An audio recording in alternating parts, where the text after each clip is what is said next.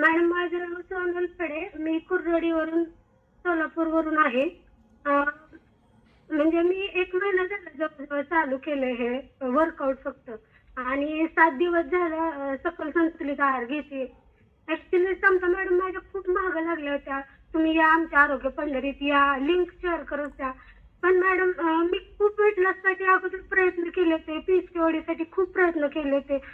खूप म्हणजे खूप मी केलेत, म्हणजे आयुर्वेदिक केलंय, हर्बल केलंय, परत ते होमिओपॅथिक सगळं सगळं केलंय.